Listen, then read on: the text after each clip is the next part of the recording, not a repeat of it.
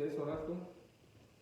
Padre Celestial, en estos momentos nos acercamos a tu trono de gracia para darte todas las gracias que nos has dado, Gracias. Señor.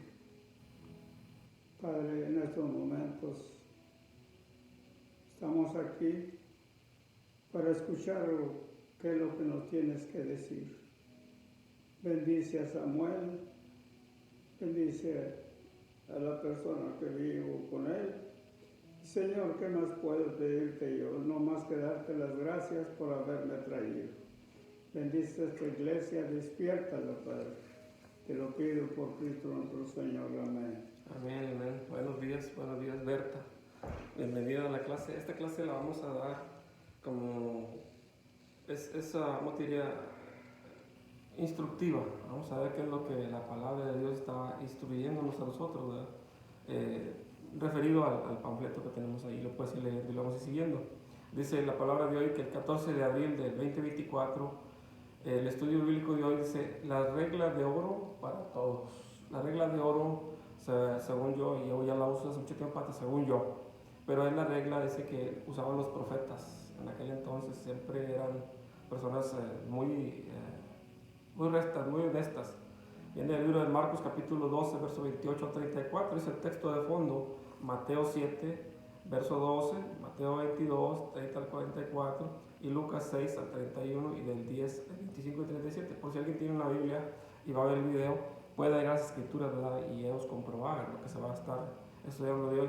Dice la declaración del propósito, si van siguiendo ahí el tema, dice, decidir qué debe de hacer a continuación alguien que no está lejos del reino de Dios. ¿Quiénes no estamos lejos del reino de Dios? Yo creo que todos estamos lejos, un poco fuera de lo que Dios está estipulando de nosotros, o lo que Él quiere. Porque muchos de nosotros creemos que porque ya vamos a la iglesia, porque ya somos buenas personas y no hacemos nada, cosas de malos, ya estamos aceptos delante de Dios. Y probablemente no sea así. Tenemos ciertas cosas que ir cumpliendo, ¿verdad? De acuerdo a lo que vamos a estudiar. Brother, ¿quieres leer tú la escritura? Uno de los letrados escuchó su disputa y vio cómo Jesús le respondió bien. Se acercó y le preguntó, ¿cuál mandamiento es el más importante de todos? Jesús le respondió, el más importante es Israel. Escucha a nuestro Dios, es el único Señor, y debes amar al Señor tu Dios con todo tu corazón, con todo tu ser, con toda tu mente y con toda tu fuerza. El segundo es este, amarás a tu prójimo como a ti mismo. Ningún otro mandamiento es mayor que estos. El jurista le dijo, bien dicho, maestro, con verdad has dicho que Dios es uno y no hay otro fuera de él. Llamar a Dios con todo el corazón, a la plena comprensión de todas las fuerzas, llamar el prójimo como uno mismo es mucho más importante que todas las clases de holocaustos y sacrificios. Cuando Jesús vio que había respondido con sabiduría, le dijo, no está lejos del reino de Dios. Después de eso nadie se atrevió a hacerle más preguntas. Ahí está bien. Dice el versículo clave, ¿verdad? Ahí abajo, conforme a la escritura, ¿verdad? En Marcos 12, verso 28 al 34, que Jesús respondió, el más importante es Israel, escucha, nuestro Dios es el único Señor, y debes de amar al Señor, tu Dios, con todo tu corazón, con todo tu ser, con toda tu mente y con toda tu fuerza. El segundo es este, amarás a tu prójimo como a ti mismo. Ningún otro mandamiento es mayor que estos. Entonces ahí Jesús les está recordando, ¿verdad?, a estos escribas, fariseos, doctores de la ley, porque lo acosaban constantemente a Jesús con preguntas. Y ahorita vamos a ver qué era lo que estaba pasando en ese tiempo, en esa época, qué sucedía. Y recordemos que estaba la autoridad romana y la autoridad religiosa. Entonces la autoridad religiosa confrontaba a Jesús con preguntas. Dice el tema que viene ahí atrás, dice, a lo largo de los siglos, algunos cristianos han utilizado en ocasiones a Dios como una excusa para cometer numerosas atrocidades. Es un hecho, pero es un hecho vergonzoso. La interpretación bíblica distorsionada y el sacar las escrituras de contexto han sido la raíz de muchos discursos manipuladores y movimientos violentos.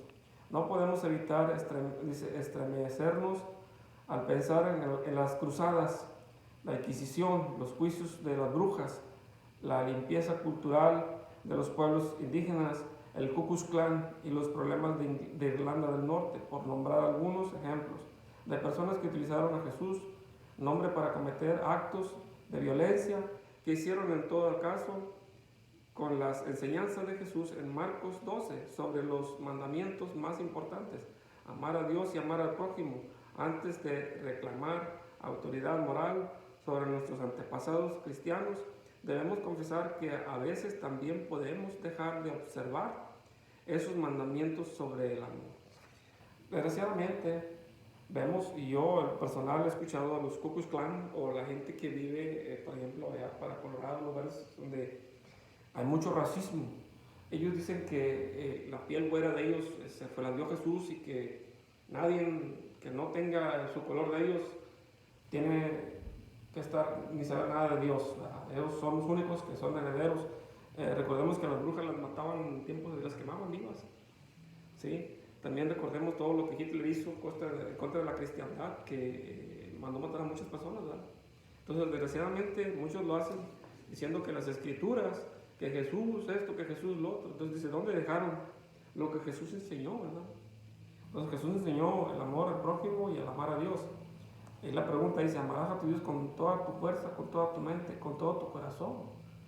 ¿Cómo podrá hacer eso? La pregunta. O sea, ¿cómo podemos hacer tal cosa? Pero Jesús lo encierra en amar al prójimo como a ti mismo. Tan simple así, ¿verdad? O sea, tan simple, ama al prójimo como a ti mismo. ¿Cómo te amas tú?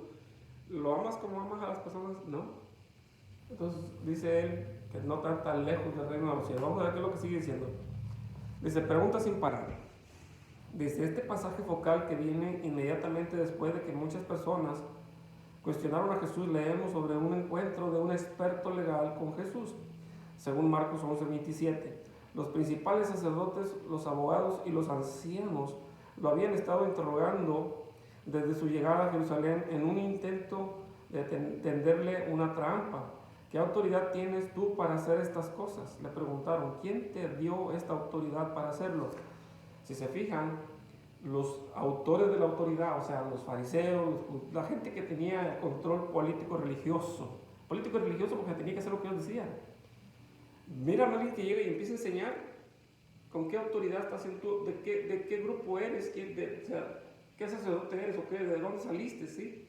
Entonces no podían ver, pero lo preguntaban. ¿Qué autoridad tienes tú para hacer estas cosas si no eres del grupo de los fariseos, de los religiosos? Entonces ya había abogados. Bueno, lo traduce como abogado, porque lógica que una persona que intercede por otra ante un tribunal es un abogado, pero el traductor dice abogado, pero en aquel entonces no eran abogados, eran personas de renombre. Pero el traductor dice abogados para que nosotros lo entendamos, alguien que aboga por él. En este caso Jesús estaba abogando por el pueblo. Dice, podemos caer en la trampa de intentar que Jesús afirme lo que creemos y racionalice nuestro intento de tener poder. Justo piense en los momentos históricos mencionados en los párrafos introductorios. En cada caso la religión se utilizó para obtener poder, control y recursos en lugar de amar al prójimo. ¿Sí? El poder de ellos religioso hacía que la gente hiciera lo que ellos, ¿me entiendes?, les convenía y adquirían el poder ellos. Entonces todos tenían que darles, todos tenían que servirles. Dice que algunos ellos tenían que cargar cosas y agarraban una persona, llévame esto, y tenían que llevar 1 kilómetro o 2, y luego esperaban a otro que se lo llevaba 1 kilómetro o 2, y ellos tenían que hacerlo, de lo contrario estabas quebrantándole la ley a ellos. O sea, hay muchas cosas que no entendemos, ¿verdad? Pero la palabra del Señor dice que muchas iglesias hoy en día, corporativos como la del Buen Pastor, tienen el reglamento ese de la disciplina y cosas así, y todo lo legalismo de las iglesias. Tú no puedes ser pastor, tú tampoco, tú aquel tampoco, a menos de que yo te diga que tú eres. Y si la unción del Espíritu Santo te está llamando a servir, tú tienes que reportarte con el Señor, ¿verdad? Decirle, pues este hombre quiere servir a Dios.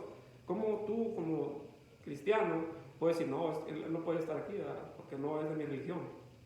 O sea, ellos tenían el poder religioso. Y entonces a Jesús le dijeron, ¿con qué autoridad haces estas cosas, verdad? Aquí pues. Y o sea, vemos que los discípulos estaban alrededor y decían, oye, le hacen tantas preguntas, lo quieren entrampar. Y lo hacían para ver si Jesús mostraba algún error, algo que no estuviera de acuerdo con su legalismo para poderle poner cargo. Vamos a ver lo que dice aquí. Seguramente Jesús se había cansado o molestado, dice, con el aluvio de preguntas que encontró, al igual que un interrogatorio en un testigo en un tribunal. Dice, estas autoridades y líderes religiosos buscaban cualquier grieta en las respuestas de Jesús que pudieran encontrar para poder presentar un caso en contra de él. La pregunta parecía antagonista y conducente hasta que llegó a Marcos 12:28. Dice una pregunta ahí, ¿cómo crees que se sintieron los seguidores de Jesús cuando lo acosaron con preguntas? ¿Cómo podría haber respondido a esta inquisición? ¿Cómo podrían haber respondido de ellos? O sea, recordemos que las personas que venían con Jesús, los discípulos, no eran personas religiosas, eran pescadores. Y Jesús los había escogido de lo más bajo, de lo más humilde. No tenían educación, no vestían bien, tampoco hablaban bien. Pero ellos venían con Jesús y luego lo empiezan a presionar con preguntas y preguntas y preguntas. Entonces, ¿cómo responderían? Dice, ¿cómo responderían haber respondido a estas tantas preguntas legales que tenía el pueblo judío en aquel entonces? O sea, una pregunta honesta. Fíjate la pregunta que le hicieron. Dice, en este punto, las escrituras nos dicen que uno de los expertos legales escuchó la discusión con los fariseos y más recientemente con los saduceos y parece haber quedado impresionados con la respuesta de Jesús. Esto es notable, significativo, ya que en ningún otro lugar en el Evangelio de Marcos parece que Jesús recibe esta respuesta afirmativa de ninguno de los expertos legales. Muchos traducen los llamados escribas. Estos escribas se encargaban de escribir las leyes y que no tuviera un punto, un coma, un acento porque cambiaba de definición la pregunta. Estos escribas, uno de ellos fue el que escuchó que estaba con los fariseos y los saduceos, Jesús discutiendo los temas estos, y entonces uno de ellos escuchó y se le acercó. Vamos a ver qué le dice. Dice, en otros lugares la respuesta que dio Jesús parece no haber satisfecho a los interrogadores. Esta es también una única vez en el Evangelio de Marcos donde Jesús afirma la conversación de un experto legal. En este caso él tuvo una práctica, una charla con un experto legal, una persona experta, vamos a decir, un abogado de abogados. ¿Sí me entiendes? Esta persona conocía exactamente puntos y señales de toda la ley y podría decir si estaba o no estaba de acuerdo a la ley. Dice entonces, ¿qué le preguntó el experto legal a Jesús? En Marcos 12, verso 18, escuchamos la pregunta honesta. ¿Cuál mandamiento es el más importante de todos? Jesús tuvo muchas opciones a la hora de identificar el mandamiento más importante. Habían 613 leyes, mandamientos que habían sido dados al pueblo del pacto de Dios. Estas leyes eran como los semáforos allá afuera, ¿verdad? El policía, que no te pases. O sea, eran leyes que si por alguna razón caías en las manos de ellas y quebrando una ley, había infracción y había penalidad. Aquí vemos eso, que había 613 leyes y mandamientos que habían sido dados al pueblo del pacto de Dios. Jesús no dio una respuesta completamente directa. ¿Por qué preguntaba de las leyes esas?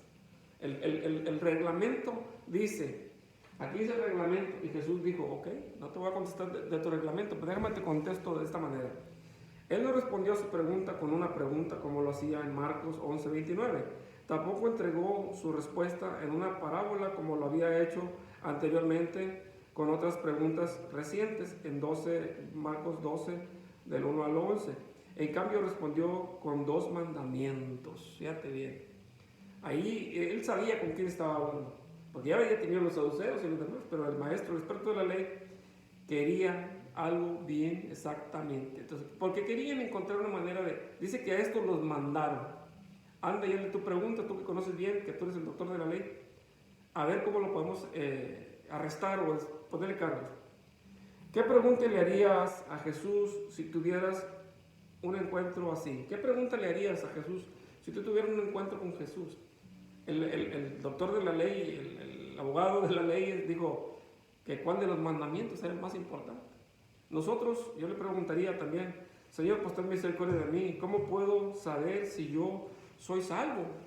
Fíjate la pregunta, ¿cómo puedo saber si yo soy salvo? Porque yo voy a la iglesia, soy bueno, no hago cosas malas, tampoco tengo, pues ya malos deseos, ya los dejé atrás, ¿me entiendes? Entonces, ¿qué le preguntarías al Señor? ¿Verdad? Si lo tuvieras en persona, yo digo yo, Señor, ten misericordia de mí, que soy pecador, ¿cómo puedo saber si soy salvo? Porque ya tengo la fe, pero la certeza de ser salvo no la tienes al 100%. Dice que hasta que se manifieste sabremos si aparecemos allá o no. O sea, por fe, tiene que ser por fe en tu corazón. Dice. La primera pregunta, dice, la primera respuesta de Jesús hace referencia directa a Deuteronomio 6, 4 al 5. Israel, escucha, nuestro Dios es el Señor, solo el Señor. Ama al Señor tu Dios con todo tu corazón, con todo tu ser y con toda tu fuerza.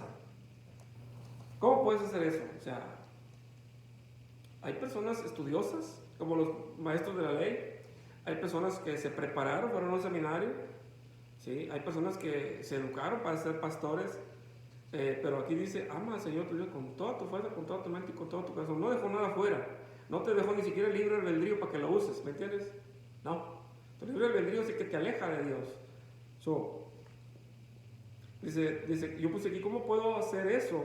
De amarte, dice, empieza teniendo una relación íntima con el Señor.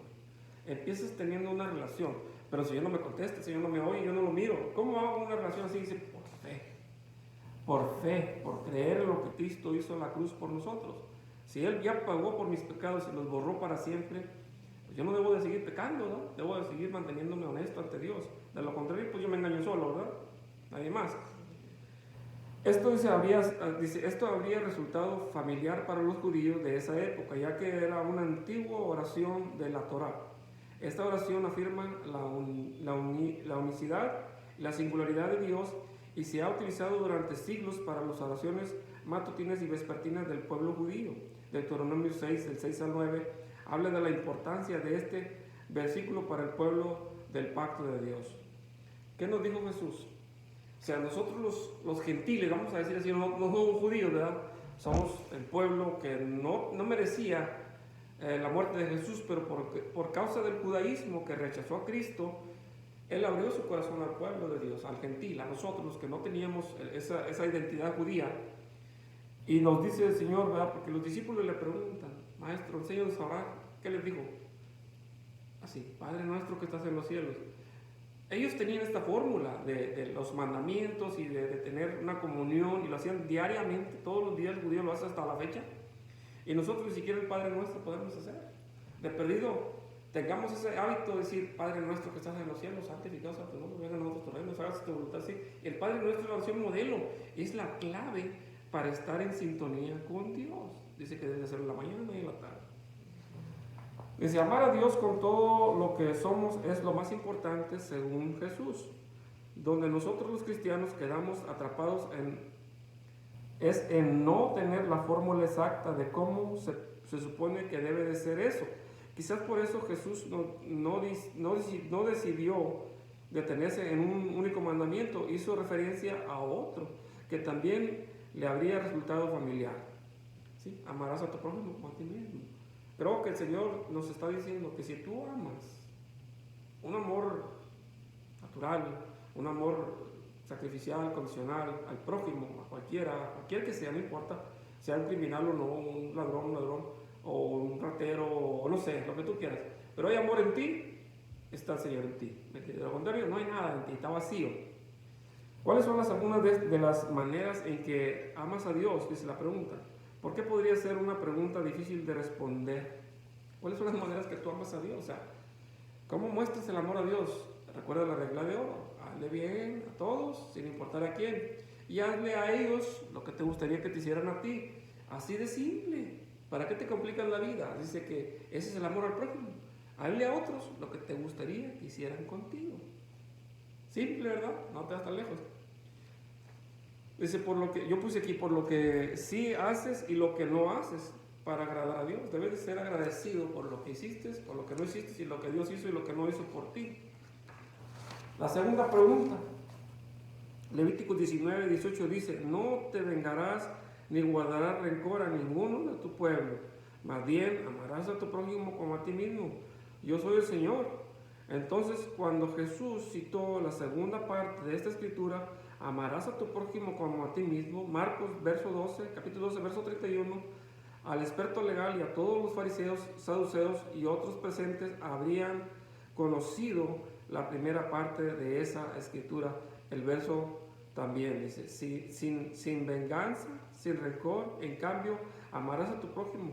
Los versículos de Levíticos 19 que conducen al versículo 18 proporcionan una larga lista de cómo es amar al prójimo. Los fariseos y saduceos estarían afirmando, familiarizados con estos versículos que muestran un modelo de cómo amar al prójimo. Vamos a ver qué dice. Dice ahí, uno de ellos dice: respeta a tu madre y a tu padre, verso número 2. Guarda los sábados, verso 2. Rechaza los ídolos, verso 4. Ofrezca sacrificios aceptables, verso 5. Deja productos en el campo y uvas en la tierra para los pobres cuando coseches, verso 9 y 10. No robes ni engañes ni mientas, verso 11. No jures en falso, verso 12. No oprimas ni robes al prójimo, verso 13. No retengas el pago de los trabajadores, verso 13. No maltrates a los sordos y ciegos, verso 14. Actuar con justicia y equidad, verso 15. No calumnies, verso 16. Intervenir en favor del prójimo, verso 16. No odies a tu compañero israelita, versículo 17. O sea, enumera ahí lo que ellos ya sabían. Ellos lo oraban, era una oración diaria, era algo que todavía hasta la fecha el judaísmo tiene eso. O sea, por eso ellos prosperan mucho, porque Dios los tiene no tan lejos del reino de los cielos. La pregunta es: ¿nosotros iremos a alcanzar esa fórmula de agradarle a Dios? Pero dice la palabra que por fe, por creer en lo que Cristo hizo, ya somos aceptos y nos borró nuestros pecados y nos los olvidó. Ahora está en ti vivir una vida digna delante de Dios. Cuando leemos estos podemos ver exactamente qué significado, dice, comportamientos y prácticas se esperaba cuando Jesús recordó Levíticos 29:18, al poner delante de ellos el mandamiento de amar al prójimo, mucho perdón, compasión y atención al bienestar de los demás están, dice, envueltos en el paquete de prójimo amoroso, y nada de eso parecía alinearse con conspirar para arrestar y matar a Jesús. O sea, si ellos que oraban y rezaban todas estas cosas, pero vamos a ver cómo matamos a ese, porque nos está robando el mercado, nos está robando el poder. Y Jesús no hacía más que enseñarles la verdad del amor. Dice: yo soy el camino, la verdad y la vida. El que cree en mí tiene vida eterna. Dice la pregunta: ¿qué les dice estos versículos de Levítico a los cristianos de hoy sobre las expectativas de amar a nuestro prójimo? A nosotros cristianos nos está diciendo: no dejes pasar ni un momento de tu vida sin hacer el bien a los demás. Así de fácil. Porque en el hacer el bien a los demás está el amor al prójimo. ¿Sí me entiendes? La pregunta honesta dice: mientras los otros expertos legales de la época interrogaban y conspiraban contra Jesús, un hombre escuchó la sabiduría de Jesús y respetuosamente lo entabló con una investigación sincera y honesta. No puedo evitar preguntarte qué pensaron sus compañeros y los que miraban sobre la conversación que siguió. Recuerda que él estaba rodeado de fariseos, saduceos, judíos, no judíos, los 12 discípulos. Dice: el experto en la ley hizo la pregunta, Jesús respondió, y el experto en leyes estuvo de acuerdo con Jesús llamándolo maestro. Marcos capítulo 12, verso 32. Luego hizo la notable observación de que amar a Dios con todo el corazón, con toda inteligencia y con todas las fuerzas, y amar al prójimo como a uno mismo, es mucho más importante que todos los holocaustos y sacrificios, en el verso 33. Imagínate, eso fue algo fuerte, impactante para el pueblo religioso, para los escribas y fariseos. porque un experto legal le dio la razón a Jesús y le dijo, eso es mucho más importante que lo que estamos haciendo nosotros.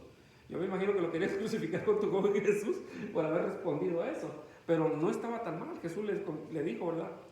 Dice, qué